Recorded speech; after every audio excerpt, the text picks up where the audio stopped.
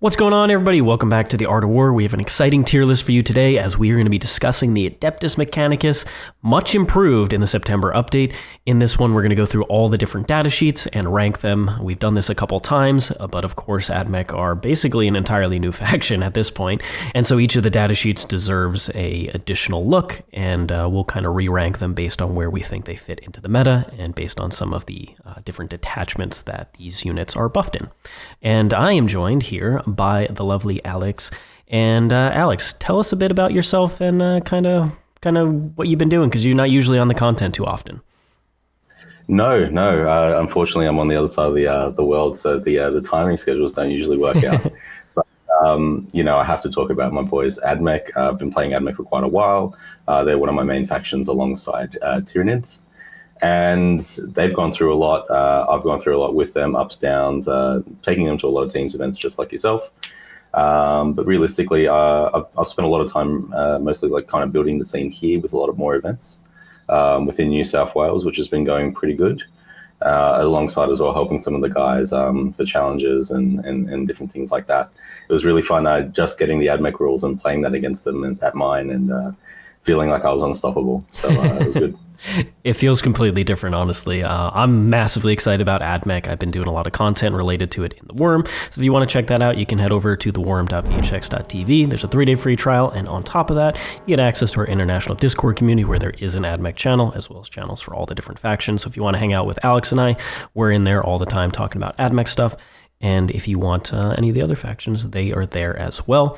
I just started an AdMech group coaching, which is going to lead up to that WCW period. So if you really want to deep dive AdMech, you can head over to the rwar40k.com/shop and you can purchase it there. Otherwise, hopefully, if you're joining us on YouTube, you like our tier list, you like our content, give us a like, subscribe to the channel, and tell your friends about us. All of that massively helps us grow. But you know what helps us grow the most? Games Workshop buffing AdMech. So why don't we go ahead and explain the different tiers that we're going to use here and the criteria, and then we'll start ranking these data sheets. So starting off at the very top is the Omnissiah's favorites. This is the auto takes. These are the cream of the crop. Pretty much every AdMech list is going to have these units. Some of these are going to be very new. Some of these are going to be old staples that just haven't gone away. They're just that good. Then we're going to move on to tournament staples. These aren't necessarily auto takes, but you're going to see them more often than not in tournament lists. They fill a vital role for the army, and usually they do their role the best in class, besides anything above them. And then a solid choice, just a solid unit. It might have competition in the same role. It might have the role itself is relatively, a luxury to have perhaps. But ultimately, it's a good unit. If you run it, you're not actively hurting your list, but it might not be the absolute best in its role or a necessary role in the army. Then niche pick, these are things that are either fit into a specific detachment and can shine there, or they are things where they're more, if you're going to an RTT level where you can kind of explore these type of ideas, they'll perform adequately there. But if you're trying to do well at like a GT, a major, they might start reducing the efficiency of your overall list to a point where it might become a little bit less effective. It doesn't, torpedo your list, but it's not the most optimal choice. And then finally, Belisarius Cawl's rejects are going to be the units that basically have no place. If you run them, you're actively harming your list. Their rules are garbage, and I think we all can immediately go to 3 data sheets that fit right down there in our brains. And that leads us into our very first one. Alex, you want to tell us about these lovely flyers? Yeah, so we have 3 AdMech flyers aircraft. One used to be outstanding, well, at least 2 of them. Have long gone, been terrible this entire edition. I don't think anyone has given them play at all. That would be the Archaeopter Fuselage, the Archaeopter Stratoraptor, as well as the Transvector. Mm-hmm. So they, look, what can we say? They're just terrible, right? They lost their defense. They lost everything. Yeah. But even then, they're just obviously forgotten. If you look at, as an example, the Stratoraptor has the same weapon as a Ironstrider, but it hasn't had any of the buffs, or just one attack. They still drastically overcosted. There's just a lot of issues with them. to say the least, and I don't think we have to spend too much time on them. No, I think they're going straight down to Belisarius Cawl's rejects because ultimately they will actively harm your list. They're not as good as any of the, Skorpius Disintegrator, Ironstrider Ballistarii, any of the good anti-tank platforms are going to be taken over the Stratoraptor, the Transvector, just take the Dunerider, it's a much better transport. And then, of course, for the Bomber, it doesn't have all those utility tricks it used to have in 9th edition, like turning off strats or doing crazy things like that, where it was a vital tool, or also a lot of mortal wounds. So, unfortunately, they're not that great. I have 6 of them, and I don't know if they'll ever see the table again. But my favorite part is that it actually got nerfed from Index to Codex, the Fusillade. Yes, it used to be on 3 plus the mortal wounds, and then they changed it to 4. It's going to be too strong. A reason, yeah.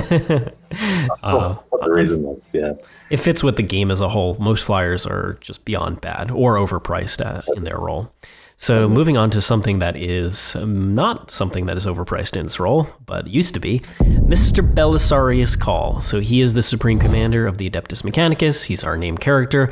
And he, for most of this edition, was relatively subpar.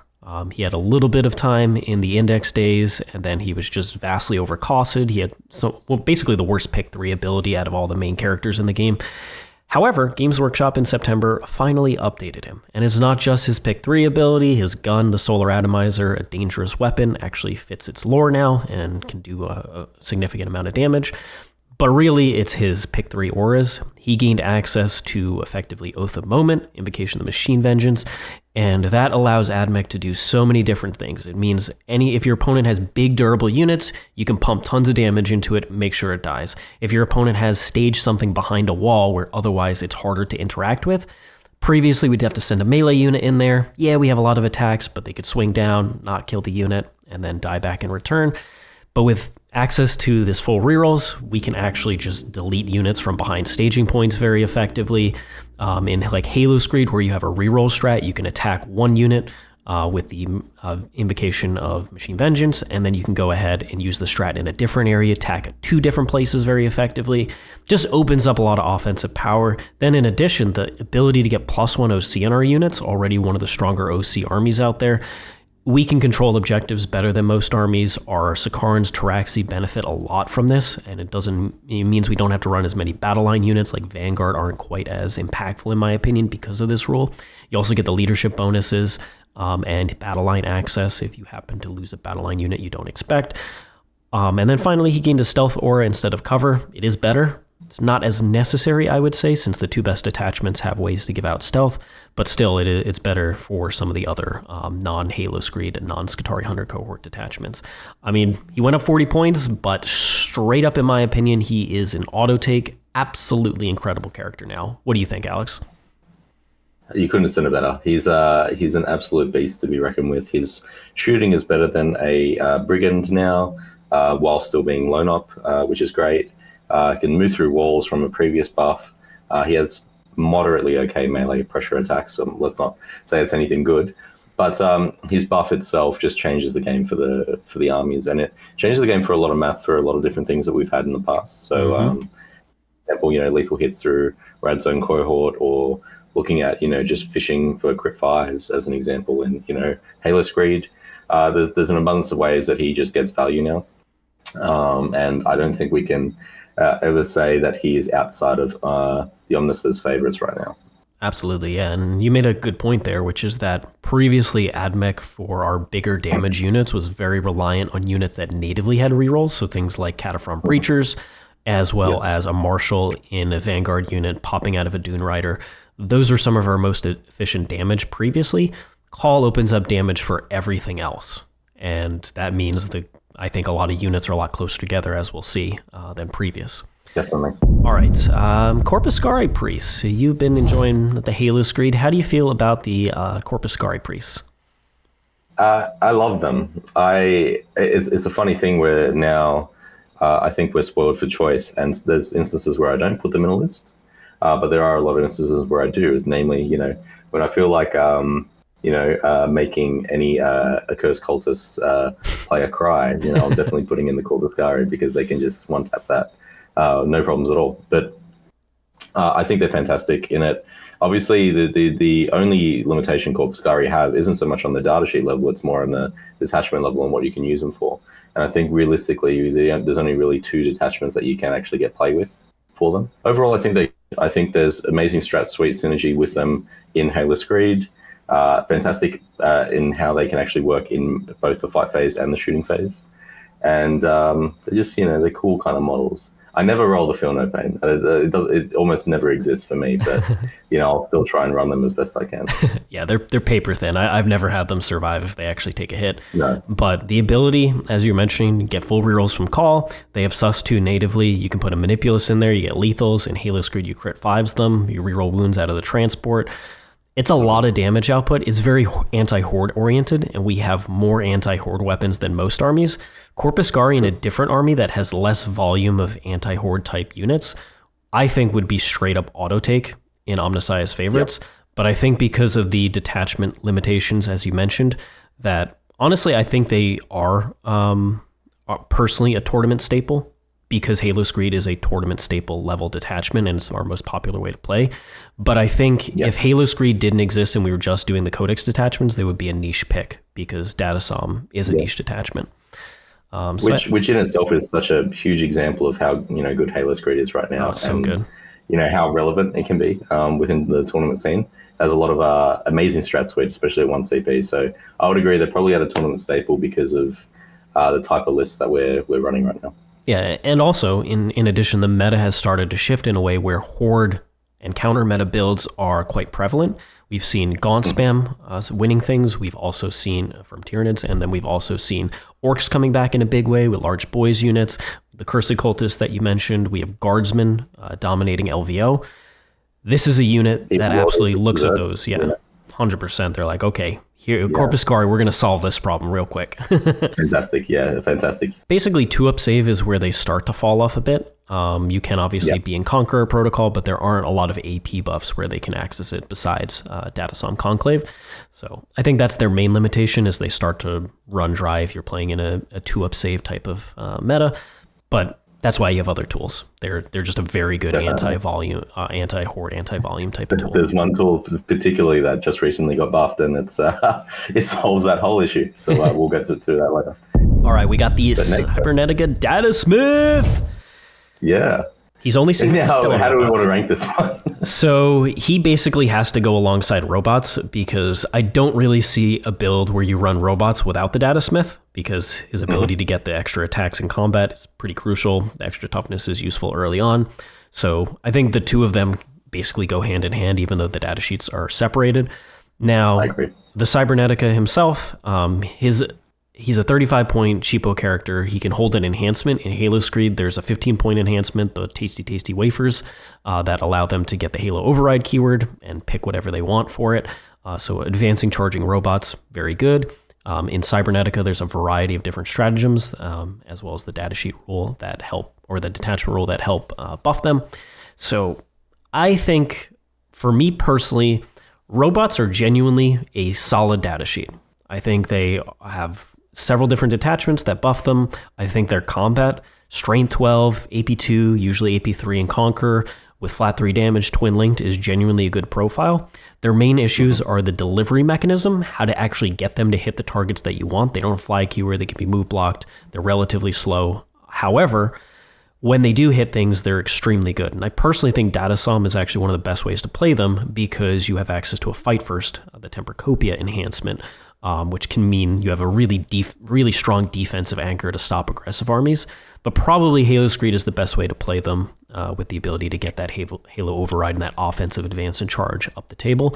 Now, for their points, they're a little bit expensive because you have to get into combat to actually use them, whereas there's plenty of other guns here that are going to be in a similar points vein, but a bit stronger because you don't have to get right next to your opponent to do them or utilize them.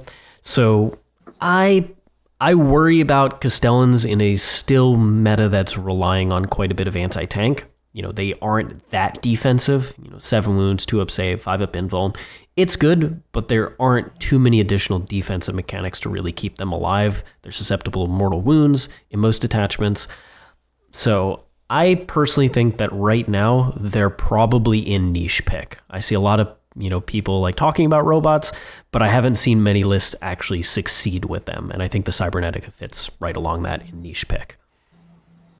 I would agree, right? And it's the thing where we're not saying we don't love robots. We actually love the Kastelan robots. We think they're amazing and fun.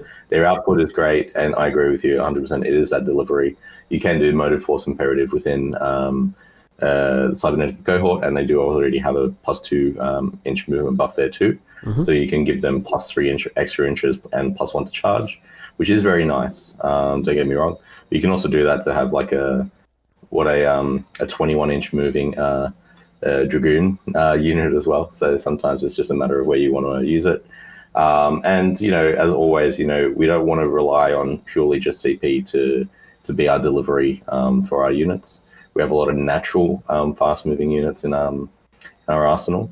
So what you find is that you're typically always having to put in additional effort to enable the robots, whereas you don't have to actually have that additional, enablement made for other units to really activate. So for that reason, they do drop off a bit. And then another reason, like you said, is their costing. So I would agree with niche pick. Yeah, they are not bad by any means. If you love robots, you want to run robots, you can run them. They will not actively harm your list. They will make it suboptimal, in my opinion, because there's a lot of guns right now that are quite good into them. So you have to keep them buttoned up. You have to make sure there's staging points for them. But if you do play that Datasan build with the Tempercopia, it is genuinely quite strong. It's very hard to interact with. And same thing in Halo Screed. You can have a unit just yeet up the table and attack a point and require big overcommitment to interact with. So I still think they have a place. They aren't as bad as they used to be. Access to full rerolls from Cawl is also excellent on them. Full rerolls to hit, full rerolls to wound with twin linked on the fists. It does a lot. I think their guns, if the gun version was better, we might actually see robots, because they fill that mid-range type of shooting bracket that AdMech has not too many units that fill that role. The Onager does, but not too many other units. But because the guns are quite subpar, in my opinion, you're always running combat, and slow combat is not usually the best thing in the game, especially ones that can't go through walls. Yeah, and there's another part of like their costing, which is what I believe like almost 400 points, including the Datasmith for a 4-man, not including enhancements. And while you do get in and do 24 las cannon equivalent punches, aside from being 3 damage, at the same time, that's usually an overkill into a lot of targets. So it can feel like, to get them their value, they need to get into multiple engagements.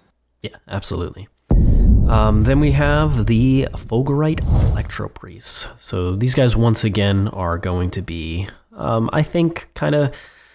They basically want to be in Datasom Conclave, and Datasom Conclave is not the way to currently play top-tier competitive Adeptus Mechanicus. They, similar to the robots, have been left out of some of the buffs, even more so than robots, honestly. We've seen Sicarians and other key units get upgrades. Fulgurites have always been our worst combat unit throughout the entire edition, and they have received the least amount of buffs. So I'm definitely down on these guys. How are you feeling about Fulgurites? I don't feel great about them. They, for the similar costings of what you can get for Sicarians, it makes it really tough.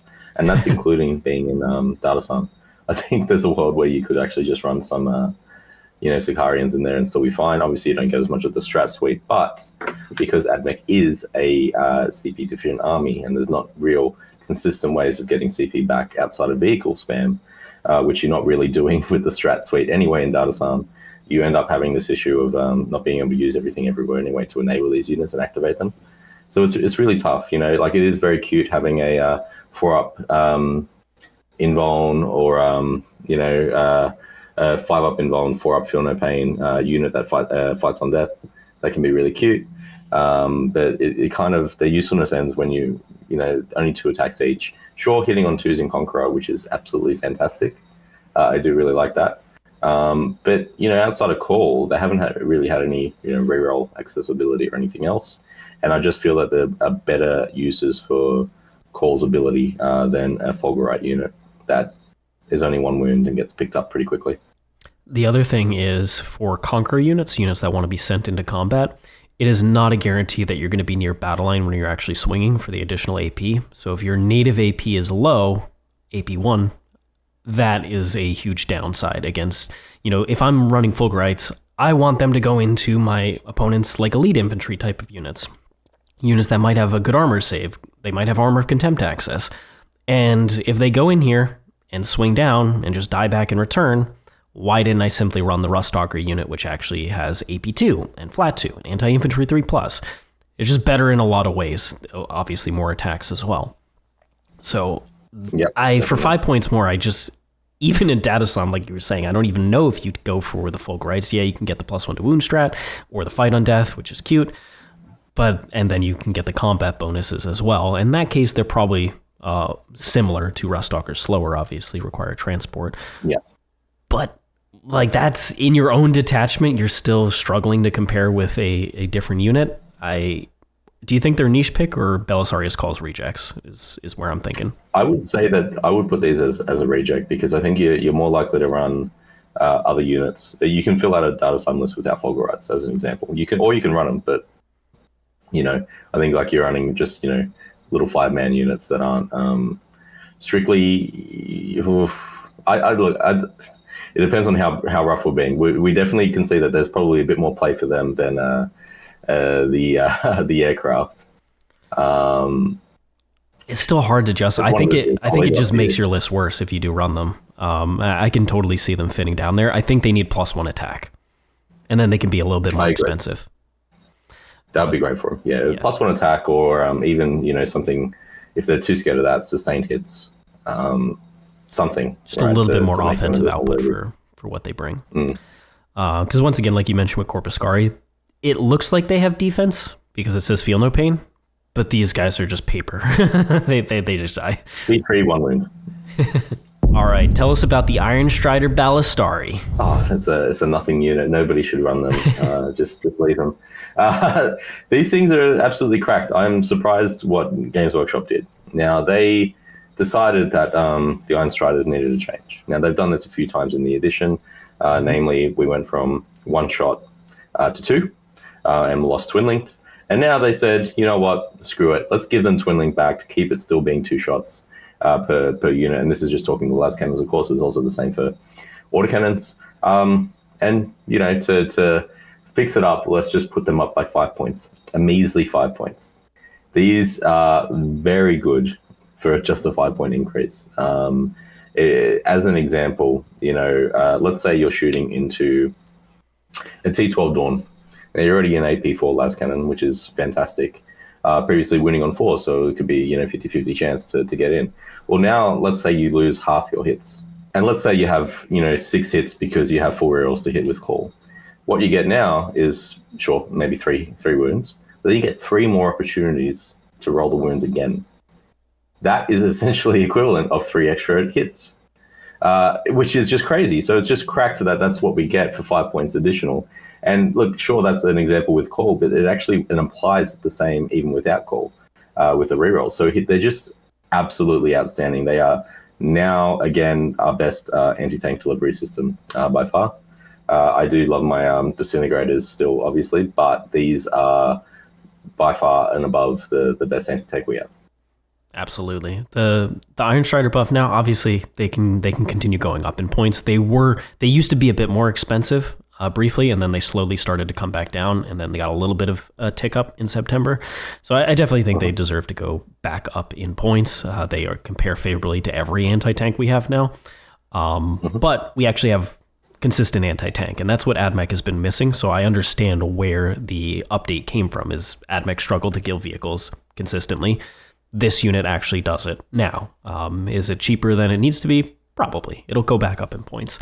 But it's an excellent unit, and it fills our roster. And personally, I've been running 2 3-mans, and I could even see going up to 9 of them. That's how good they are. I think the autocannons have play in the Skitarii Hunter cohort, where you can put the Call Net buff on them, as well as get a +1 AP from a strat, so you could go up to AP3. You could think about running Immolators, but that gets a little bit pricey, and I kind of prefer just playing AdMech myself, and I don't want to ally in any units, but you could go that route as well to help them out. But it's a good amount of volume of fire, very good into all these elite infantry through marine bodies. You show up against Deathwatch, and you're like, all right, autocannons are just going to rip apart this unit. So I think this unit's amazing. Fallback and shoot, advance and shoot natively. You can be in Protector and still advance and shoot. It can reroll Desperates if you get surrounded. It's just an excellent data sheet. You spend strats on them, whether in Halo Screed for the crit 5s, or you spend, the extra AP in Hunter Cohort. No problem. We're going to potentially regen some of that CP. So, it is straight up omnicized. They're even an outstanding Overwatch user sometimes, Absolutely. Shooting 6 las cannon shots in, Overwatch, you just give it a go. On odds, you get 1/6. Well, guess what? That's 2 las cannon hits that are twin linked. Let's go. That's the difference between like a wound. You leave a wounded knight, you're like, all right, well, if you move him at all, I'm gonna try for this. Definitely. Look, I think they're right at the top. Yep, I think them and Cawl are going to be in every list, basically. And the thing about Ironstriders, they are the type of data sheet to fit into any detachment. So if you want to play Explorer Maniple, you're going to go ahead and run these guys. You want to run, any of the other detachments, doesn't matter. You're going to be in every single one. They are that good. They make every detachment better. So if you want to run a suboptimal detachment, you can still enhance it with Cawl and the Ironstriders and make it playable and competitive. Definitely. And, I'd say that as well. Like, it doesn't even matter the unit size for them. That's how good they are.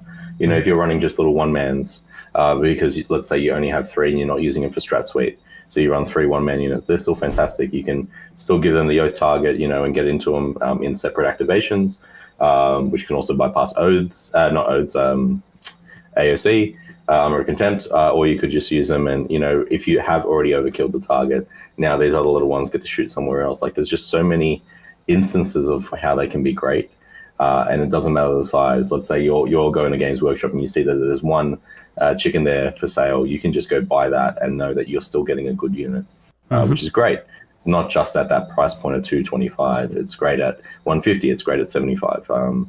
However you want to build them, you can make it work. Yeah, great point, Alex. Now, moving on, we have the Kataphron Breachers, the previous all-star unit for most people. I personally was not the biggest fan of them, and that's mostly because to get their full offensive benefit, you had to be within half range, and that often meant a very dangerous place where you basically get one activation and an overwatch for them, and then you lose this 400-point unit.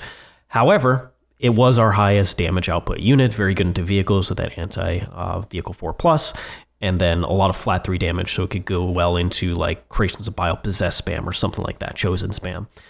However, it has been a bit outshone because, now one of the few units that has access to native rerolls, well, any unit can get rerolls thanks to Cawl, depending on where they're targeting. So they don't fill that same niche anymore. And unfortunately, the 3-man unit, which I think is deserving of some points decreases, is very expensive compared to our tanks. 5 points more than an Onager. It's so it's 160, so 5 points less than the Skorpius Disintegrator. Obviously, it's 10 more points than 2 Ironstrider Ballistarii. Just doesn't really make any sense how expensive that unit is. Obviously, it was our best damage unit, but it always came with risk associated with it. Now we can do a lot of damage from longer range with either Onagers or with our Ironstrider Ballistarii. So needing to do big mid-range damage isn't as necessary because we also gained a combat unit in Ruststalkers that can go into infantry units, elite infantry units, and actually rip them apart.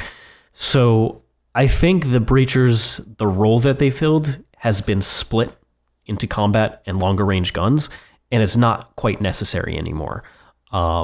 I personally think that they will drop down to solid choice. I'm not really seeing them in very many lists. Their lack of defense is a huge downside compared to some of the other tank equivalents. Like, why would you not just take a Skorpius Disintegrator? Obviously, the Skorpius will shoot for 5 turns versus the 1 turn of the Kataphrons. But the Kataphrons also have to get a lot closer. That's a huge footprint. It's 6 plus the character. It's a huge footprint. It's very hard to stage on GW boards as well as some other boards. So I was never the biggest fan. How are you feeling about Breachers? I'm the same. For 160 points at full range, you get 6 shots at 833. Let's say with Conqueror, 4 rerolls, sure, anti-vehicle 4+. For 10 points less, you get 4 shots. It's only 2 less, but you get sustained hits, 4 rerolls to hit potentially if you want, but twin linked. Las cannon shots at AP4 with potentially higher damage, right? Unless you roll a 1, it's always going to be higher or equal damage. So, like you said, it's hard. Their footprint is absolutely obtuse, and I wouldn't be surprised if they only become 3-man units next edition. Who knows? But they are just overcosted for what they do on a 3-man perspective, and I think while 6-man can do absurd amounts of damage, and I do agree they still do that, I dislike the fact that they're an almost 400-point unit to actually do that, because you want character support and usually enhancement support as well. But not only that, like they go out there and they die, and is also very easily telegraphed because they're slower. Sure, they can move through walls, but on your point again, we have another combat unit that can deal with the midboard. They can do it better as well because they don't have to worry about getting around walls and doing everything else like that. Ultimately, I just haven't really found the need to ever put them in my list even previously. Same. And now I think there's even less reason to. They just have so much competition, and they're costed like our premium shooting unit, and they just aren't anymore. So I'd put them at solid choice. Like, they are still a good data sheet. If you want to run them, you can. They get better in things like Halo Screed, where you can be in the double protocol with the enhancement, or you can go ahead and have them in Datasom. They're still quite good there.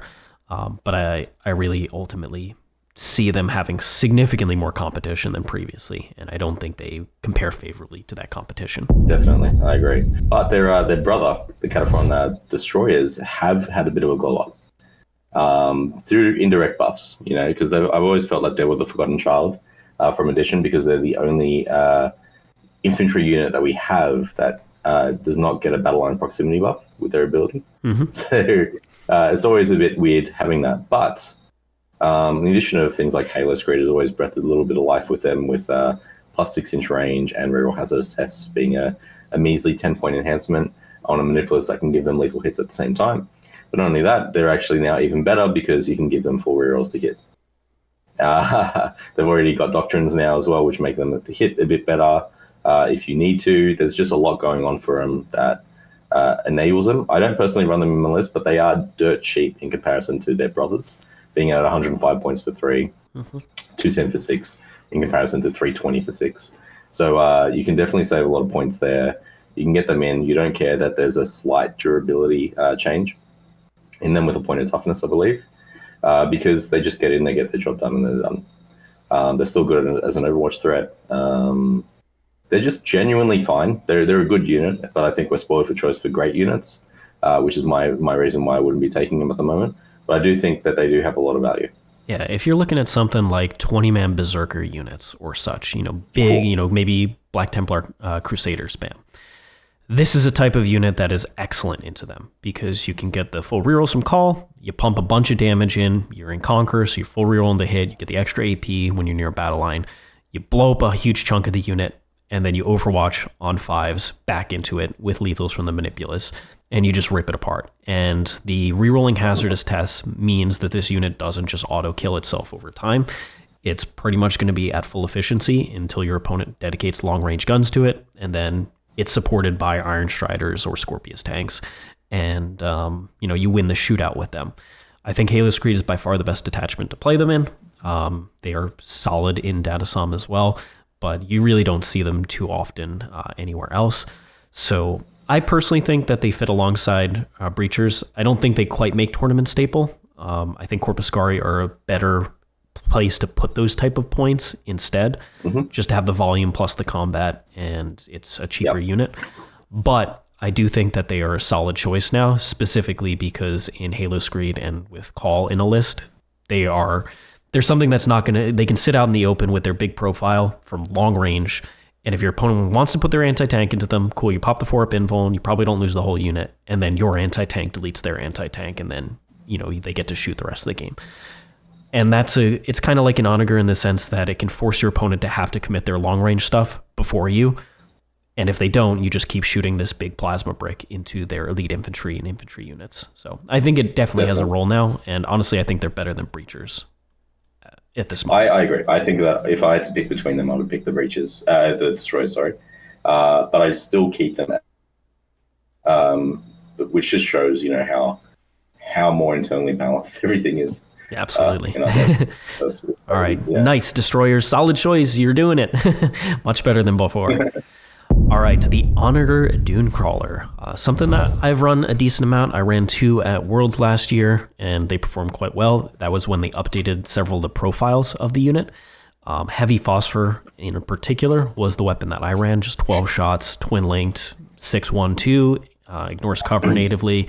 It benefits a lot from now being in Conqueror and having access to full reels to hit from Cawl, so it's even a better shooting platform than it was when I ran it. In addition to that, it gained a flat 3 damage profile Eradication Beamer that does more damage because it gains Strength. Strength 10 is a huge breakpoint in the game, and then it is AP 3 as well, so it can go AP 4 in Conqueror. It is shorter range overall, but if your opponent is getting close to you with like those Berserker units or whatnot, you are going to put a hellacious amount of damage into them. So I quite like the Onager. 155 is a bit pricey because its datasheet rule effectively doesn't matter. The 4 inches or less terrain, whatever, that's a non-burger. And then same thing for the ability to get the 4-up invuln for ranged attacks for your battle line. Basically doesn't really come up because it's not supposed to just sit next to battle line out in the open. It's just not how the game's played. So its datasheet rules is you're just taking it for the gun, and then it's a 4-up invuln tank with a 2-up save, so it's relatively annoying to kill. It has a giant base, which can be relatively annoying to move around the board. But I quite like the Onager. If it went down maybe like 10, 15 points, I think it would compare favorably to Ironstriders and the Skorpius tank. But it's 10 points cheaper than the Skorpius Disintegrator, and then it's 5 more points than 2 Ironstriders. It fills a different role, in my opinion, because you're really going for the volume of fire out of it rather than the anti-tank. I don't think the Neutron Laser has a purpose anymore. It's just outshone by other weapons. But the Heavy Phosphor and the Eradication Beamer are different ways. Instead of going for Plasma Destroyers or Breachers or something, you go for this unit to have that consistent anti-elite infantry type of profile. So, and in that role, I think it's quite solid. I think it's a solid choice personally. Yeah, and I think though one thing to note is that it does have difference in terrain format issues as well. Yep. Namely, I think they do have a lot more play on, say, GW layouts compared to WTC. And that's something to note. So depending on what your meta is, these will be increased or decreased based on an external factor rather than just the unit's, viability. So just something to note, because it is very difficult to move those bases sometimes on WTC maps. Mm-hmm. There might just be one pathway through your home. Sometimes you can't even get through the middle, especially if container formations are there. So it's there's a lot of different things there that can limit them. That being said, I agree 100% that you run them more for the volume. They are too expensive, in my opinion. I would just try and find 10 points saved or switch a Vanguard unit to a Ranger unit so I can run a Disintegrator instead, or save my points and then go for those 2 Ballistarii, like you said as well. So I think, yeah, definitely like solid choice, I think is fine for them. Right, moving on to Pteraxii, starting off with the Skystalkers and then moving on into Sterylizors. So these are our birds. They're a fly unit, they're fast moving, they have deep strike natively, so great rapid ingress target. And then Skystalkers, for me, are one of the best move blocking units in the game. They can get up, contest objectives, they can block your opponent from really going anywhere on their turn, forcing them to have to step out into the open of where your guns are going to be and try and interact with these birds. In my opinion, they're best in Skitarii Hunter cohort with the 5 of Phenopane. They require a vast amount of resources to interact with. Otherwise, you just have more birds flying into their deployment zone the next turn.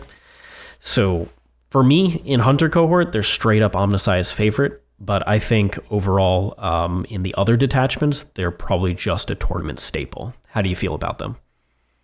I would say definitely tournament staple for that exact reason, right? I think their best use is within Hunter cohort. You can still run like little, 5-mans, things like that for skirmishing units and scoring units within other detachments. But if you really want their value for jailing potential, move blocking potential, and enabling the unit to its fullest, you do want to run the Hunter cohort for stealth, Phenopane, that whole suite. The interesting thing is, I think they would even become higher than staple if we had a different mission pack. Yeah, there's only realistically one mission now that we have that requires you to be in the opponent's deployment zone to score it at all, which is behind enemy lines. All the rest, you can score elsewhere. So it kind of ends up at this point where we're such a fast army, we have great delivery and we can play the mid game really well, or mid board. Sometimes it's better to just hone in and just keep doing that and deny the opponent, primaries that way. The other reason is, well, like, I mean, half the missions you don't score primary on your home anymore. So it's like this weird thing. I think if the mission pack changed a little bit as well, these guys get better and better as well, which is cool to see. Like, the great thing is we have the option to always pivot and change and do things and tweak around. It's nice to have that unit anyway, just for the flex, depending on what your mission is, especially if you go to a tournament. Whereas for leagues, it's, I guess, a bit less needed, or just pick up games. But I think they're a good unit. They do everything they need to do. Fantastic moving. You can even run them in a weird way, like, one CP lethal hits in red zone, and now they have 4 reels to hit as well with Cawl, and they just move 12 inches behind the wall again afterwards. So you can have your pseudo Swooping Hawk unit if you want. Oh yeah, they're very good in Eldari, for sure. Yeah, the one thing that maybe might reduce their overall power right now is because Sicarians got such a glow up, which we'll get to, and Sicarians do significantly more damage. So if you send out 10 bodies, you can do this amazing move block, but you could also potentially just kill the thing instead that you were going to move block in the first place if you go for the Sicarian route. So that's one of the reasons why I think they drop down from the very top tier to the tournament staple area. But how do you feel about Sterylizors, the Flamer Birds? I think they're probably in the same spot. Now, I think they are a fantastic unit. Their output is outstanding, but they shouldn't cost more than a Ruststalker unit at the moment.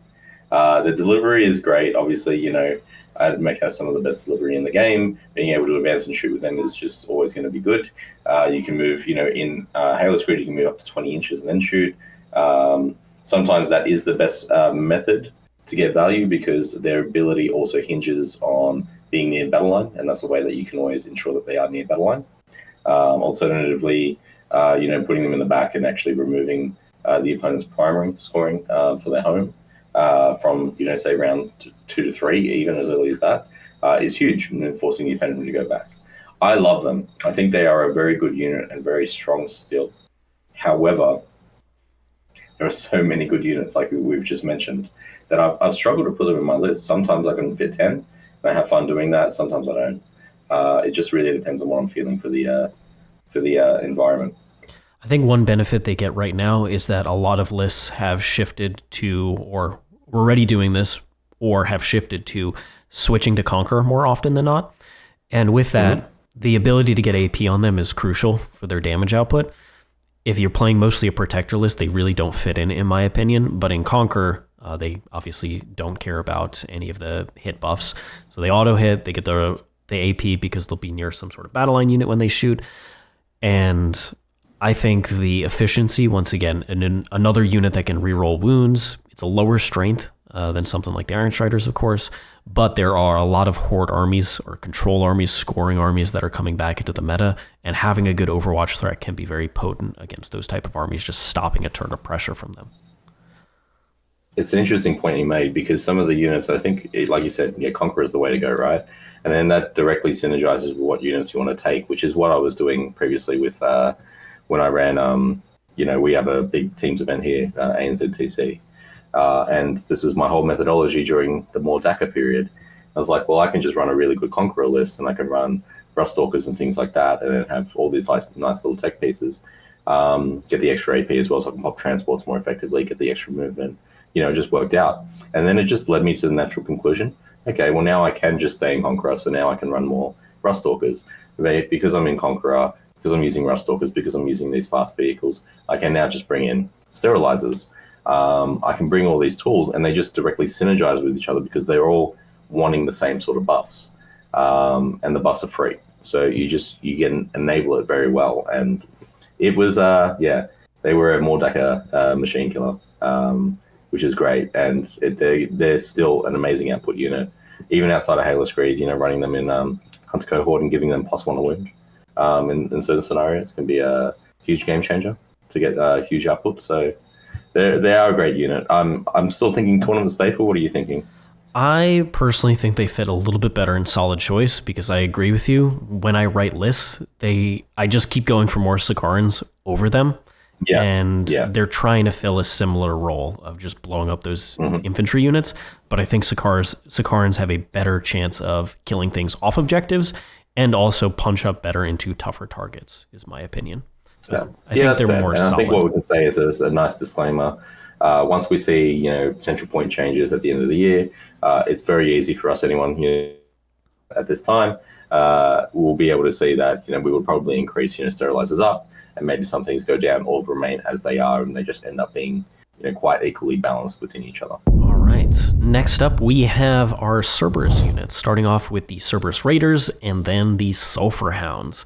Now, Serberys Raiders are a unit with a native reactive move, usually D6, but if you end wholly within battle line, you can get that flat 6, which means you can just stick out onto the center objective, do like an area denial or a cleanse, and then your opponent wants to go anywhere in the center, and you react it behind the wall, and you keep using this unit. It can also, with its scout and its native fast move, be a really good early game move block. 3 models for 2 OC each for 6 OC can just easily contest a 5 OC unit as well. They can put some chip dev wounds on things, but really not a damage unit. They don't benefit from too many strats in the different detachments. They're kind of strat agnostic. They're mostly used as just a cheap 60-point resource.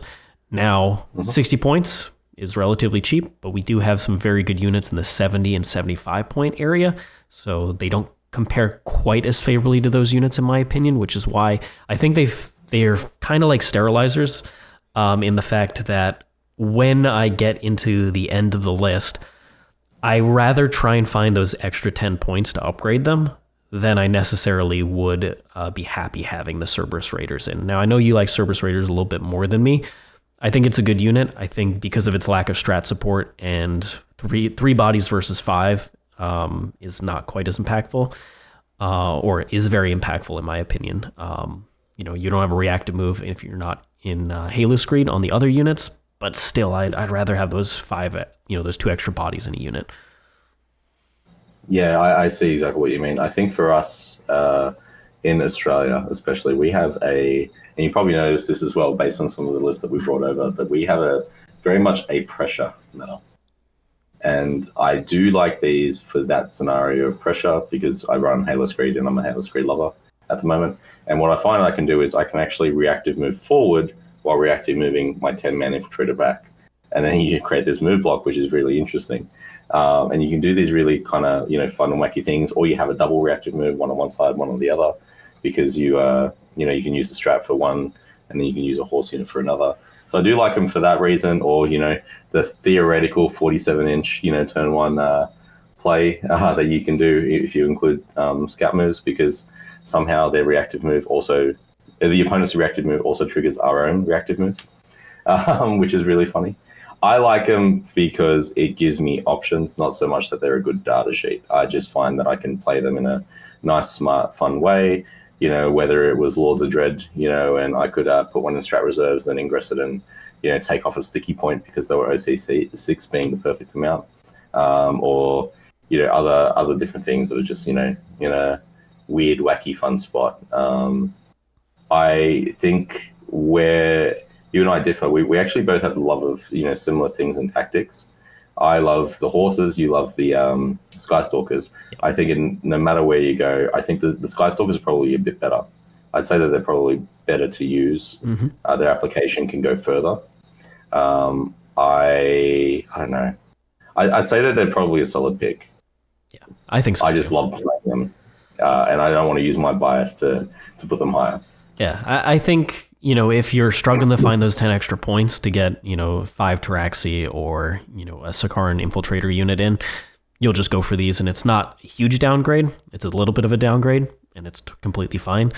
But I've always, as more of a Hunter cohort player, preferred to have the infantry units where I can 5 Pain them, and they also do more damage and have those 2 extra bodies. So I think, but Serberys Raiders are still a good unit. It's a good data sheet. I wish they did like a little bit more damage than they had previously, or they were still 3 wounds, but they're still quite solid. Now, Sulphurhounds, on the other hand, you've run Sulphurhounds more than most people. I literally despise this data sheet and think it's... Oh, no, I think everyone just keeps saying that I have. This edition, I haven't run them once. You haven't run them once? You've talked about them. Just everyone keeps thinking I'm gonna find the pictures. I think there's just a rumor that's spread, and they go, he's doing this weird stuff, and it makes me sound weirder than what I normally am. I've run the Raiders in sometimes 3 lots of 3. I've tried even in Halo Screed, the Raiders in 6-mans and running this weird kind of, turn one charge, crazy pressure thing. But the reality is, I haven't run the Sulphurs because they're just a terrible data sheet. They got nerfed from the Codex to the Codex. For some reason, the Flamers are just bad. 9-inch range is just terrible. Their melee is worse than a Raider, so that also impacts them. Their special weapon doesn't really, do anything. It's just, it doesn't matter about their points. I think the reality is they're just like in a pretty poor spot that if you had 55 points spare, you're just spending it on anything else you can. Let alone if you had 2 units of 110 points, you're going to find something to fill those points in. I think no matter what it is, you'll find something that will work more than what a Sulphurhound unit will do. Yeah. Which is a shame because I love the models. It's a relatively fast-moving 55-point unit. Like, a lot of armies would just take that as a skirmish piece, but we're spoiled for choice in that category.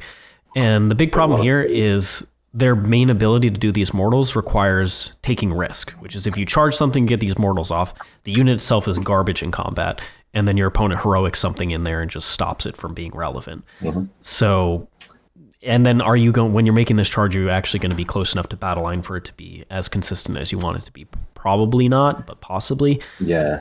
I need a battle line unit nearby this, so now I'm spending a lot of points on just getting a couple extra mortals on my opponent. What am I even doing? Let's just get the damage. Let's get the actual units in here. Let's stop jumping through so many hoops to try and do a couple mortals. If they switch their rule to what the Atalan Jackals have in GSC, where you end a move within 9 of an opponent's unit or something like that, and then you get to pick a target and roll some dice for mortals, I would actually like them quite a bit.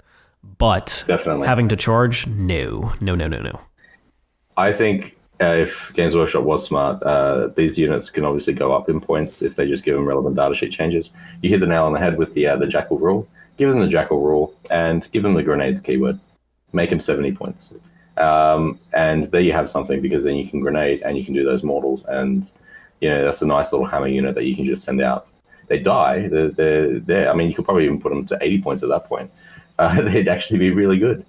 But you'd probably run 6-mans, to be fair, so maybe keep them 70. But I don't know. There's a lot of different ways they could fix these guys. I mean, even giving them natively AP1 in melee.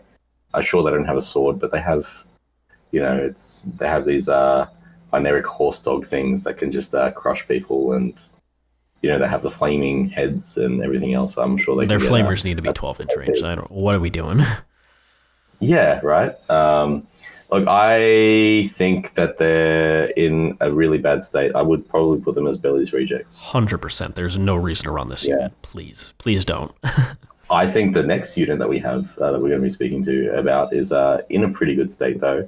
Sometimes hard to fit in the list, though, which is an issue that we all have. The Servitor Battleclade, which is a newest unit. Very new unit. Why don't you go through some of the stat lines of them now? So for the Battleclade, you're going to get 9 models for 60 points. They can advance and shoot, or they can action and shoot. So it's a unit that, in my opinion, is directly competing with Serberys Raiders for the role of midfield skirmish unit, or something that I put out there to get my opponent to interact with it, so I don't have to put something more valuable. And in that role, I kind of prefer having 9 bodies rather than 3.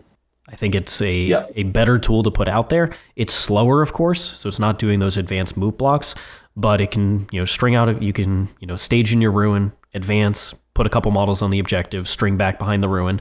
How much are they willing to commit to actually clear this? If they clear like half of it, you can either just pull out a line of sight and then walk out in the next turn and still have another unit to force them to, keep putting stuff out there, or they undercommit, you leave yourself on the objective, you auto-pass their morale, boom, you hold the objective. So this is a unit that I like in theory, and even in 100 cohort, I like it more than the Serberys Raiders, but I just haven't been able to fit it in my list. I haven't even finished painting the unit that I have. So they are actually like absurd damage. If you put the right buffs on them, if you give them the full rerolls to hit and wound out of a transport, they are an insane amounts of damage that you wouldn't expect. Not only that, they have the equivalent of Assault Intercessors melee when they're in Conqueror, with 20 attacks at 4/1/1, which is just really funny. They're very good for 60 points. Advanced shoot and action is just a great rule as a whole. Being able to kind of, even be a a cheap 60-point, zoning tool if you really need it. Though at that point, you probably try and find 25 points more and make it a battle line unit instead. Mm-hmm. They do just have a lot of things going for them. A great looking model too. And they do get buffs in Datasam. So, I mean, every Datasam list I've written has 3 units of those. 100%. Datasam which takes is 3. better than Fulgurites by a long shot. 29 attack melee at 511 for 60 points. Yes, please. Let alone the rest. You can have an AP7 melter gun in Datasam as well. So, just for all the freaks out there, if you're really wanting to shoot that AOC Vindicator and make it have no save, it's got your back. Just has to wound. Yeah. So where do you think they are? I think they're a solid pick. Yep, I think they fit in solid choice. It is one of those units that's in the last 200 points of your list. What are you going to fill that with? Could it be Serberys Raiders? Could it be these Servitors? Could it be some other damage piece?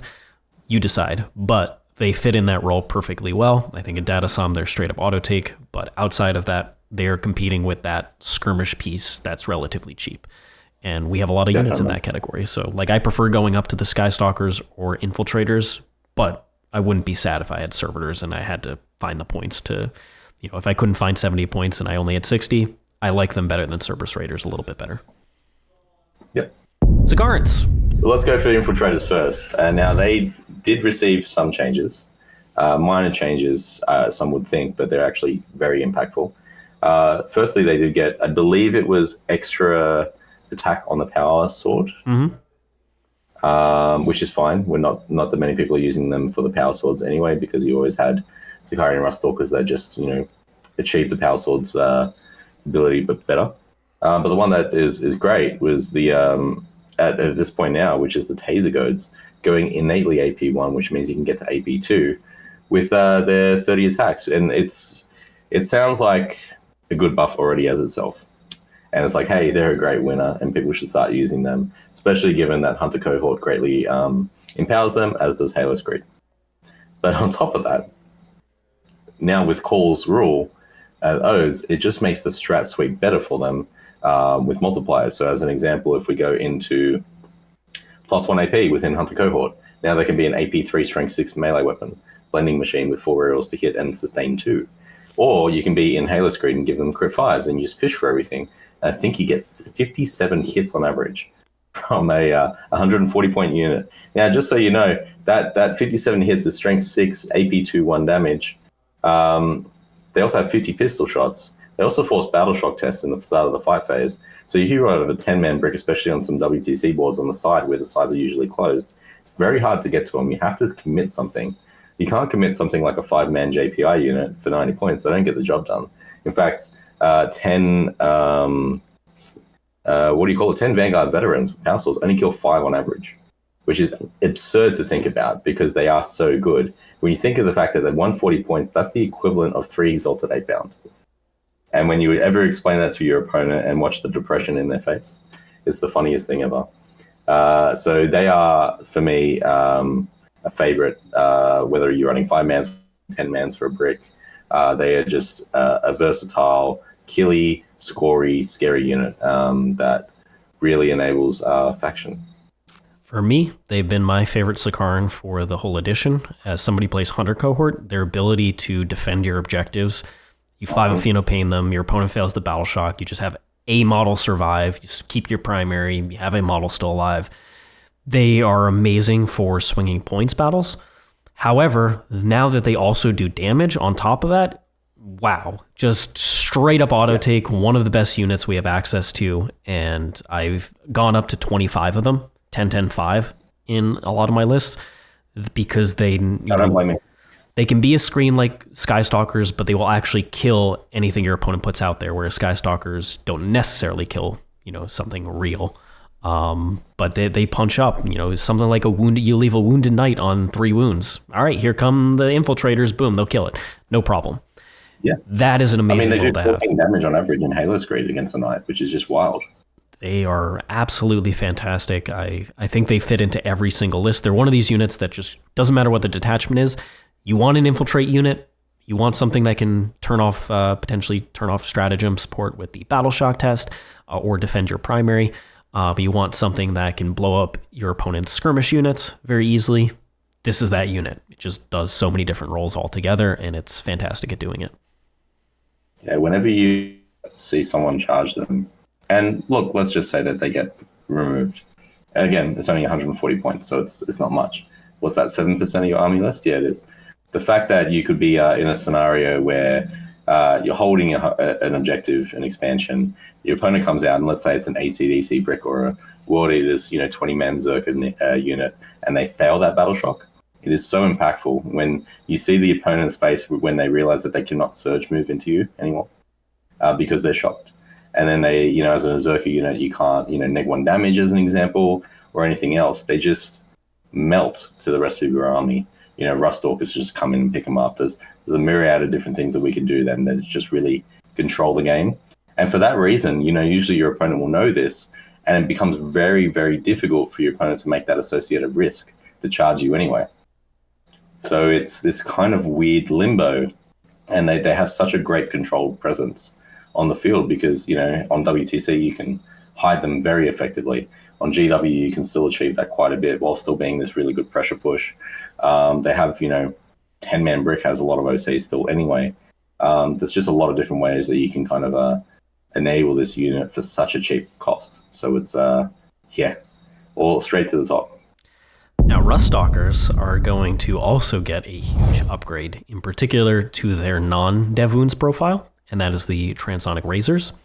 And the Razor going to 2 damage means we finally have a combat unit that can go into marine bodies or such and actually rip those units apart. Previously, we just had to put a lot of volume into those units, but with 3-up save, low AP, a lot of shots, it was a lot of time to try and chip those units down.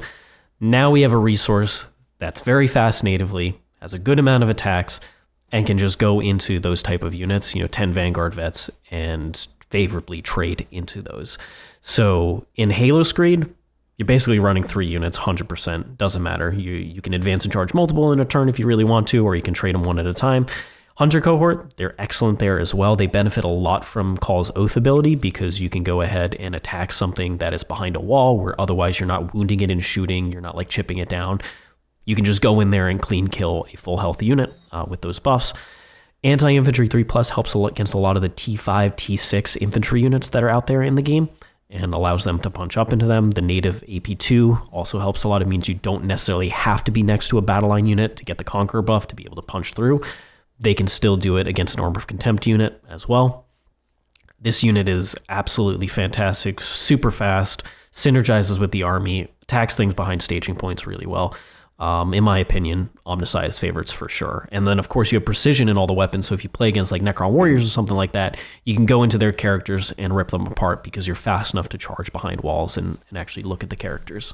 It's absolutely wild. They're just so fantastic. The speed is great. The delivery systems that we already have were great for it as well. Their output now, I mean, it kind of makes me a little bit annoyed that... look, understandably, I could see that GW weren't changing everything about mech because why would they? That's a big endeavor. But we had 2 other units that obviously already kind of filled the role that we're trying to achieve here, which were Fulgurites, which have not received Sydonian Dragoon, who at this point 65 points for 4 attacks, sure with double sustained and lance at AP2 2 damage. Why would you pick that when you can have 15 attacks for 75 points, 10 points more with a 5-man Ruststalker unit, let alone the rest. So it's pretty wild. I'm personally running 25 of them in my list, and that's because I figured, hey, 9 less chickens is too much. Let me take 1 away and put 5 more Ruststalkers. And I think I like having that nice little skirmish unit because it can take out JPIs pretty easily and other skirmishing pieces or lone ops and things like that. But there's a world. I mean, in my teams list, I have 30. They're just fantastic. So it really upsetting how good they are because I've now got way too many 40 mil bases in my list between both the Sicarian units, and I think my opponents hate it more than anything as well because all these Sicarians also have innately stealth. Yep. Which is stealth and the 5 have been and 2 wounds. They're annoying to chew through. Yeah, having angry murder ninjas and assassins feels really good. About time. I mean, look, to be fair, we saw what Ruststalkers were for the first year. of the edition, and they were terrible. So about time they got a little love. Yeah, this is really, like, you see it up here. These are units, these are roles that we didn't really have previously, and now we do have them. And we are a much more complete army than previously, and we really needed these roles in the meta. Definitely. All right, so we've got the Skitarii Marshal up next.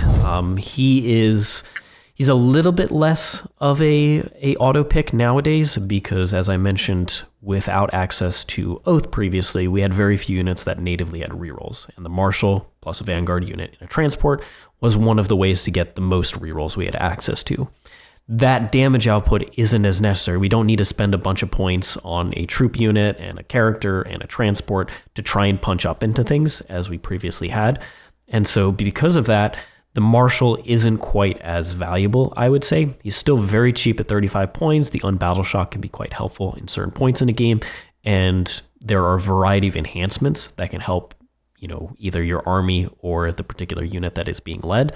So I still think he's a very good character. In Hunter Cohort, you're usually taking either the Thrallnet or Battlesphere Uplink or one of the enhancements.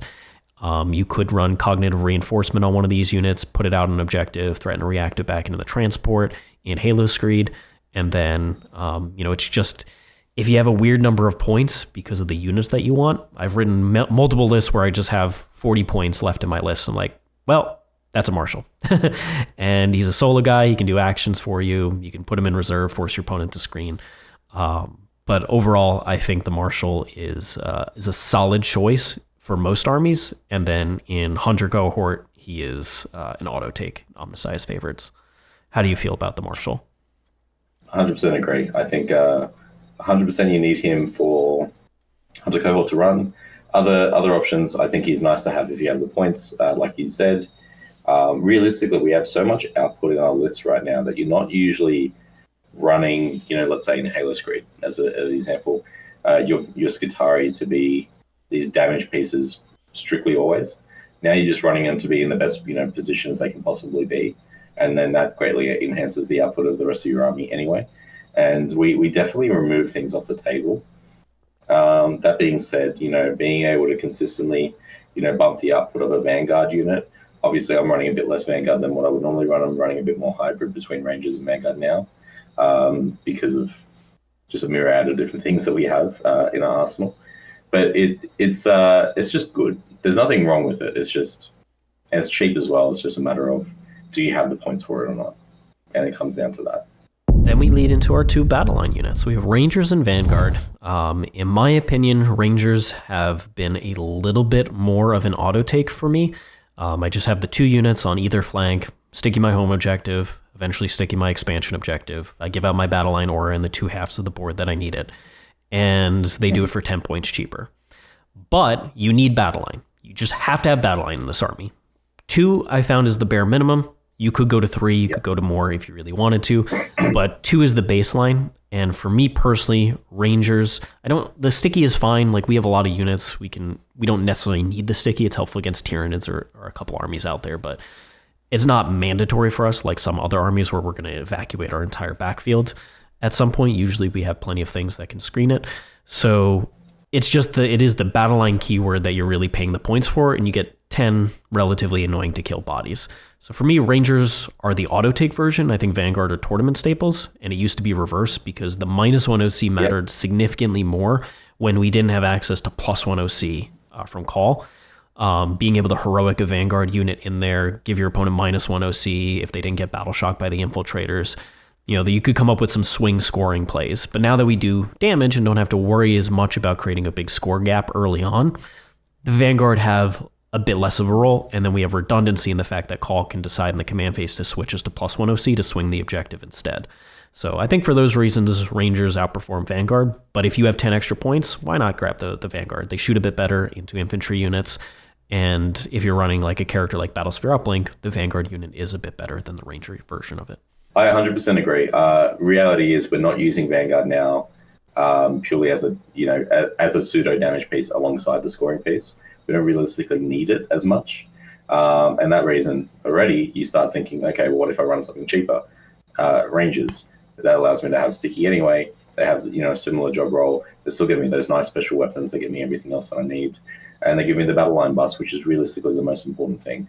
I'd say that they're fairly equal, with maybe, Rangers being a slight improvement, and that's because of their costing, as well as sticky. Not sticky. The scout. The scout is good. Sometimes I do even just on search and destroy, you can actually scout onto the expansion objective in the middle, which is pretty cool. Get that sticky going, and then just move back off, and let the opponent try and come towards you if you're having to play a bit more passive. But there's a whole bunch of different reasons why Battle Line are good in here. I think realistically both have to be pretty high up. The only thing they could have done to make these better is given us some way of splitting units. Oh yeah. If they did that, I'd probably just run 1 unit of Rangers, 1 unit of Vanguard, call it a day, and then split them both, so I have 4 little units of Battle Line, and I'd be like the happiest thing ever. Hopefully we get that next edition. Why we wouldn't do that. A lot of armies, like you have the Jaegers getting the Capricus Carrier in Votan recently, and Orcs Commandos they don't even need a transport to split, they just get to split now. No. So I would love that, to see that across the game, really. I miss having 5-mans in a lot of armies. Me too. It'd be great to have a little special hitman squad, for lack of a better word, and putting both in transport and then just sending them both out with the transport giving them fire support. I think that'd be really cool. Especially with like calls, oaths, and things like that. It just seems really fun. But they're both amazing picks. There's so much amazing picks right now for us. There really are. I mean, you can see we're pretty top heavy. There's only a couple of data sheets down there. Now the Skorpius Disintegrator. We're not going to stop here. So this was the premier anti-tank platform in our army for a while. I've been running 3 of them. However, with the Ironstrider Ballistarii gaining the Twin Link keyword and being still a bit cheaper, they are now our premier anti-tank. So they're just more consistent than a Skorpius tank. However, the Skorpius tank has the advantage that it is more natural for a protector list because it can sit out in the firing lanes with a 2-up save, T10. You have to kill the entire tank to remove its firepower, whereas killing 2 of 3 Ironstriders does dramatically reduce the output of a unit. So with that said, I still believe that it is a very good tank. It is now not the first unit I add in. I'll add in how many Ironstriders I want, and then I will fill that around with the Skorpius tanks instead of the reverse, which is what it had been. So I think because of that, they're more tournament staple instead of the auto take that they were. How do you feel about that? I'd say they're definitely a tournament staple now. They used to be, for me, mandatory as well. 2 to 3, I would run at a bare minimum. I think they're the everyday tank now, right? Like you have a bit of everything. You have the 18 stopper shots that are sustained as well. You have just really good profiles, and that 2-up save is just, immaculate. They obviously are the best unit that we have that synergizes with a Tech Priest Engineer, so we'll talk about that a bit later. They can fit underneath First Floor Ruins on WTC, which is also really nice. It gives them really nice staging patterns to then poke out and shoot, while also maintaining cover at any point. So there's just a lot that's good with them.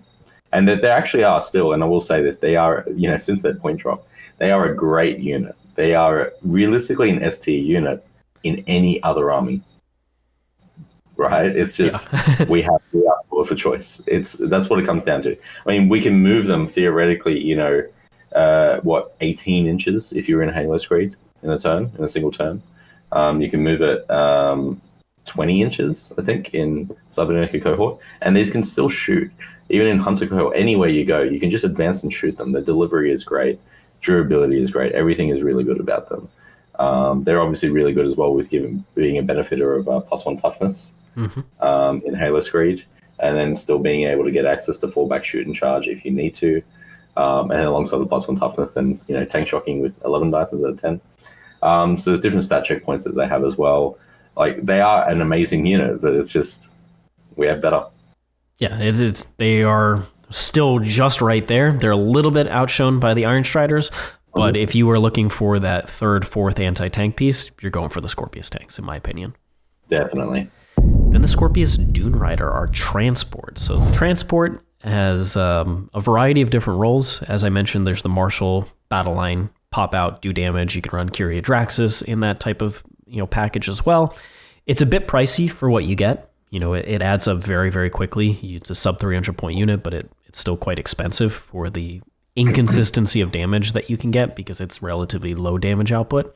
But it is consistent in the fact that you will put enough saves on your opponent, and it's better into infantry units than non-infantry units. And then you have the simple ability, like in Halo Screed, to reduce the footprint of the army. So 10 Sicarians go inside the transport.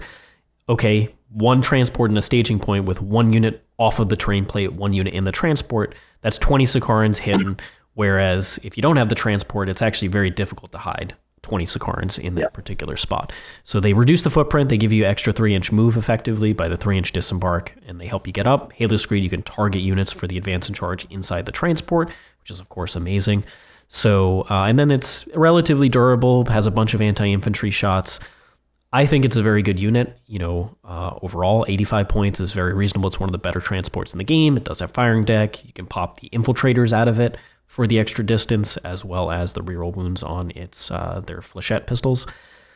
I think it is a tournament staple in my opinion. I don't think it's necessarily auto take. You can run plenty of lists without it, but I think depending on the terrain format, it becomes more valuable if you need to reduce the footprint of the army. How do you feel about it? Yeah, it's funny. Before these buffs, I would always just joke to my opponents because they would just see what I could do with these bloody boats, and I just say, yeah, they're our best unit in our codex. Like they're just so good. The speed, the delivery, the footprint, saving that they do, the fact that they can fit underneath, terrain is also great. But the stubbers are absolutely fantastic. I mean, even back when I was running Hunter Cohort, I used to sometimes, as a joke, just give 2 of them plus 1 AP and have 2 chances to refund CP, right? So I could be an AP2 twin-linked sustain hits, stubber platform with 36 shots. But they are just a good unit. I think you always can just run one. Like the mobility, the scoring potential with them as well. You can use them to tag things. Use them to tag scary things as well that not necessarily are able to kill that, but can kill like your relatively frail, infantry units at a T4, such as Power Fist units or Strength 6 units. Anything like that have like AP 1 to 2 and 2 damage. You can actually just slow the pace of the game by just having these just tag them, or keeping your Skitarii back a bit and, whittling out a bit more of the army before you actually make that commitment. So there's no negative trade. I think they're a great unit, and I can't go anywhere without 2, personally, in my lists. I don't know about you. I mean, I love 3, but 2 to 3, I think, is what I usually kind of hover around. So in Halo Screed, I like running 1 or 2, and then in Hunter Cohort, if I have the extra points, I'll run 1 for Battlesphere Uplink, so I can fire and fade out different angles. But otherwise, I've been going relatively transportless and just having more Sicarians, more Pteraxii, just more bodies on the table. But it is a very good tank. I think it's not auto take in my opinion. I think you can easily play a really strong list without it because the Sicarians and the Pteraxii are so good. Definitely, and I think depending on terrain layout, though, it might change a little bit. Like if you're playing things like layout 1 GW, the footprint save that these guys have to actually fit your Sicarians in that middle expansion ruin around there is probably worth having 1 to 2. Whereas without it, trying to fit 20 Sicarians there plus maybe a third is very difficult. So I'm happy to say tournament staple, but it's definitely at the top of it. Now for you mentioned the terrain format. One of the reasons I didn't run the transports, or I ran only 1 instead of multiple, which I have been running at Worlds last year, is because I was nervous we would play on like a layout 4 on some of these lighter boards where there just aren't staging points to move it out of your deployment zone. And so that is definitely a concern. So it swings both ways. Definitely. Yep. All right, so next up we have the 2 Sydonian Dragoon units, one with Radium Jezzail, which we don't need to talk about because it's garbage and has literally no purpose. There's no reason to run it. No, you should let the Belisarius Cawl give that unit the oath. They're really good, I swear. It rerolls against its target that you're going to shoot, for sure. It's garbage. One shot. There's no reason to run that. The Sydonian Dragoon with the Tasers is actually a solid unit. As we mentioned, 65 points for one of them, so it's 195 for 3 of them. In Hunter Cohort, you can 5 Afino Pain them. In Halo Screed, you can crit 5s them. They're relatively stratagem agnostic, unlike Ruststalkers or some of the other units that want to get buffs, you can kind of just jam them into stuff, tie things up. You can fall back and charge with them, advance and charge natively. So in Hunter cohort, you can spend advance and charge on Ruststalkers and then natively do it on these guys. Or in Halo Screed, you can pick 2 Ruststalker units or Ruststalker Infiltrator combo and then natively advance and charge these guys. Really, really annoying to kill unit because it has stealth, it has T7, 7 wounds, it's a 5-up invul, it's a 3-up save. It's higher toughness than a lot of our Sicarians. It has lower attacks. How I've been running them is in Halo Screed, I've been taking, 50 Sicarians, and then I've been saying, well, what else do I want to continue this pressure or to start the pressure? Dragoons. They're not quite as good as the Sicarians, but they require effort to deal with. They tie up units really well. They kill and skirmish against marine bodies or less decently well. So I actually quite like them. I think they're a minimum solid choice, and I could see as people get used to playing a more conquer-heavy style, they could go up to a tournament staple. But right now, I think they're probably fitting solid choice. I think what it is they're actually, like you said, they're just a genuinely good unit, but we're played with outstanding units, and it makes it really difficult, right? So as an example, with your list design, you already know that you're going to get those 50 Sicarians in the list no matter what first. These are the afterthought. These are if you have the spare points, can you achieve it? Can you make it work? Sure. But they're not the mandatory pick. I wish they had some sort of change right now, because I think the issue is that there is that, competing agency with, Sicarian Ruststalkers as an example right now. I think if they got something like +1 damage on the charge, so they could get to damage 3, then we're talking. And then they fit a niche that the only other thing we have, the only other 2 things that we have that fit that niche is Kataphron Breachers, who are vastly overcosted. Yep. And Kastelan robots, who are also vastly overcosted. So then you could have this kind of thing that would actually fit in the game and work really well, and have a good reason for it, right? Like maybe I'd also give them 5 attacks, right? But and I don't even mind if they go up then 10 points per model, or something like that. But I feel like they're just missing one thing to make them really, really, really potent. But still a great unit. Just more of a can we fit that in rather than a we must fit that in. For sure. Unit. All right, moving on to our characters to round out the list here, all our different tech priests and whatnot. Starting off with the Sydonian Skatros, our stilts man.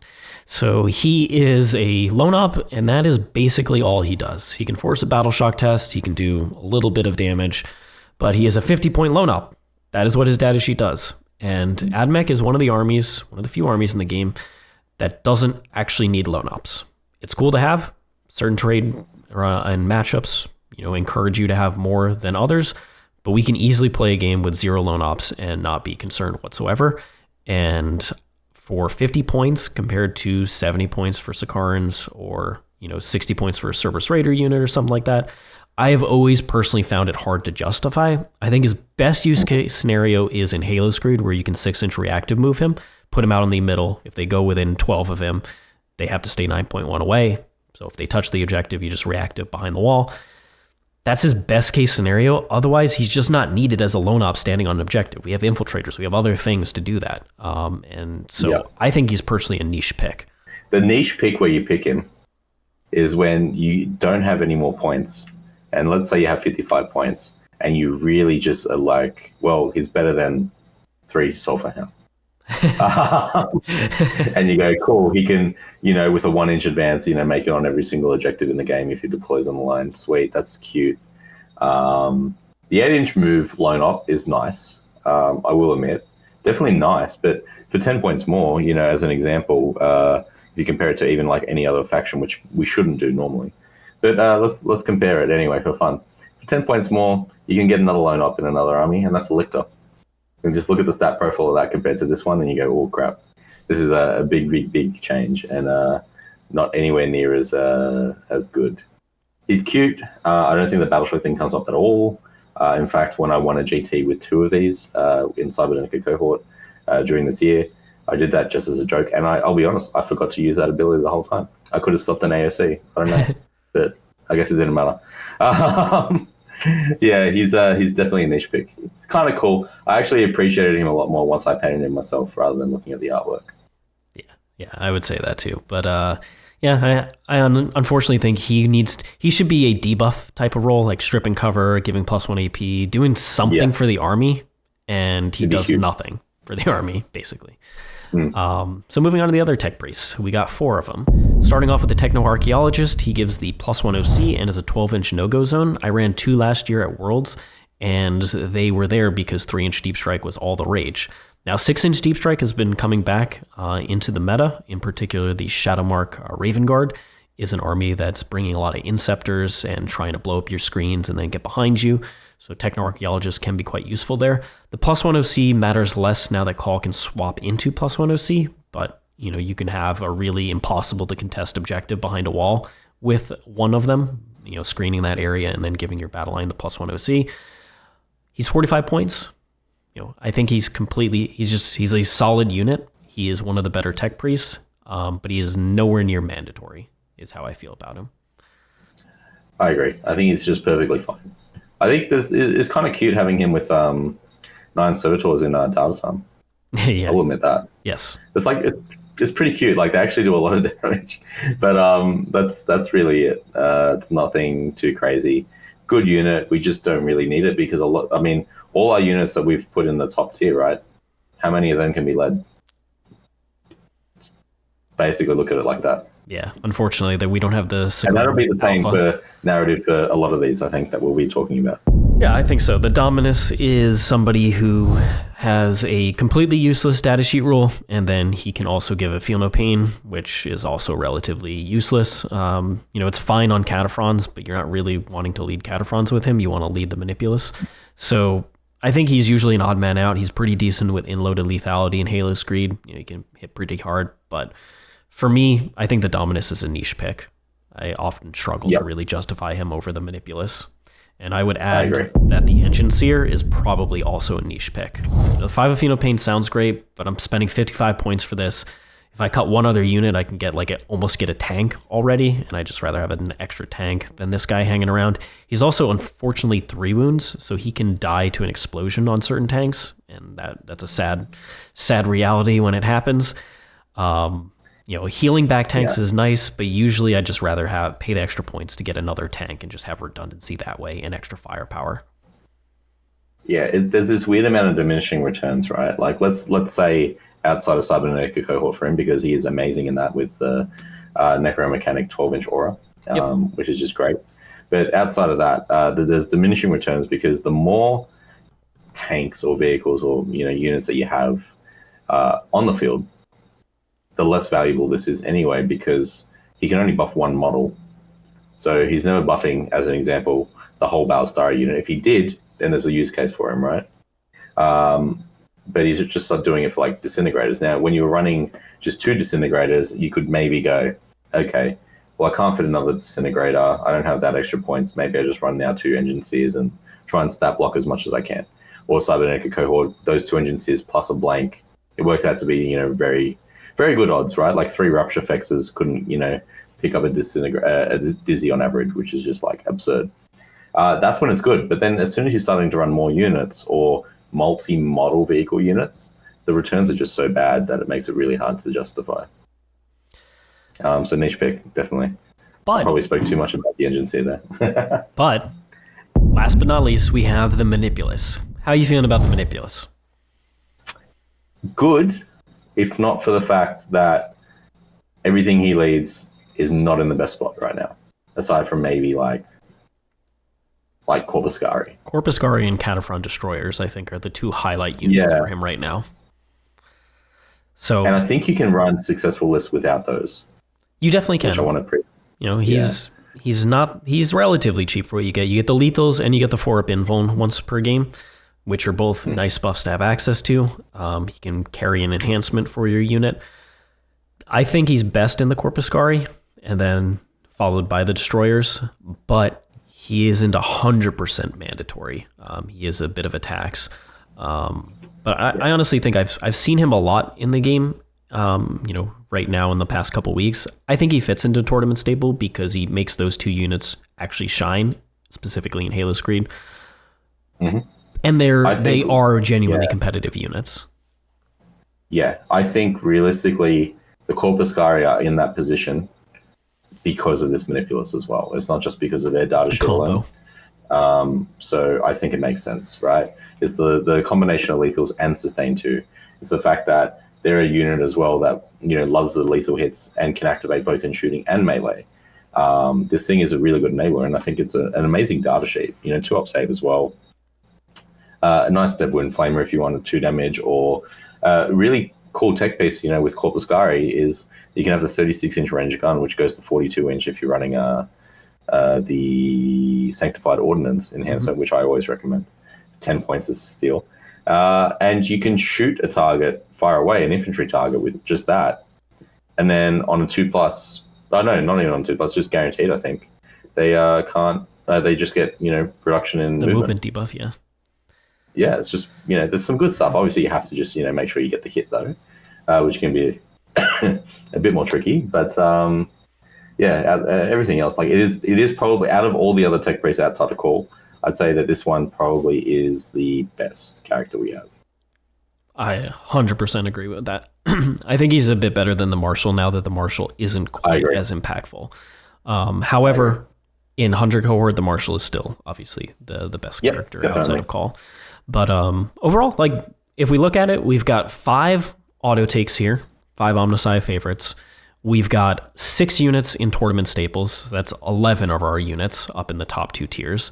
We then have 9 units in the solid choice category, which means that if we're counting, we're up to 20 of our data sheets are good to well above good.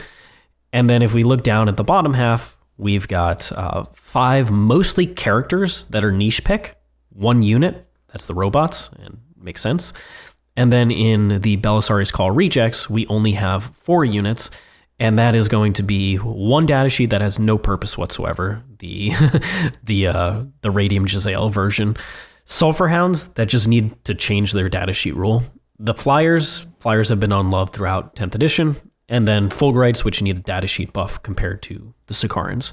So like 2 datasheet buffs, 1 datasheet is just useless and needs to not be there, and then Flyers that have just suffered kind of the whole edition.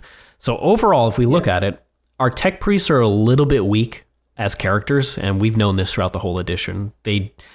We have very few damage buffs from our characters, whereas most armies have characters that dramatically enhance the damage output or efficiency of units, or possibly the defense as well. We don't have many units. The Manipulus stands out and the Marshal stand out in that they actually enhance the units in a very dramatic way that they're leading. The other ones are kind of take it or leave it. They don't do really significant buffs to the unit, so that's why they're niche. But outside of that, so if we like remove some of the characters that are subpar and a couple of the data sheets that just need a little bit of a rework, almost every data sheet that we have now, thanks to the changes, is good to very, very good. That's a great place to be. This is a huge transformation. Basically everything is viable here competitively besides a couple data sheets. It's wild. I have a mind of what 3 units are probably going to get nerfed with points eventually. For me, it's the 2 Sicarians and the Ballistarii. Yeah. But who knows? Like right now, just enjoy the wave. I don't think we're ever going to get to a point where play style or even, you know, with point changes are, you know, understanding of you know, what unit needs to be fit in what slot changes. Just enjoy it, you know, have fun with it. The only things that we can ever get, you know, maybe future tweaks on in 11th and all that, which would be nice, is, like you said, tech priests. I'd love to see a world where tech priests have, with their wacky wild guns, insane powers, you know. I'd love to see them, you know, being able to do their own version of like a weird, you know, blessing dark pack sort of thing. And they can get like, you know, crazy abilities on their guns and, you know, it'd just be akin to, I guess, a pseudo CSM or Thousand Suns, you know, sorcerer unit, you know, with their output. That would be really cool. Or even giving them abilities to, you know, one of them to at least, you know, ride alongside Sicarians and stuff like that. That'd be nice. But overall, the list, the whole army itself, internally balanced, is outstanding. We have some, you know, units that are, you know, fall below the mark, but we've already agreed that even some of those, if we looked at it in a different army, they would actually be used. So, what can I say? We're just in a great spot. They finally did it. It took most of the edition, but we are here. They have finally reached. AdMech is a good army, one of the stronger armies in the game.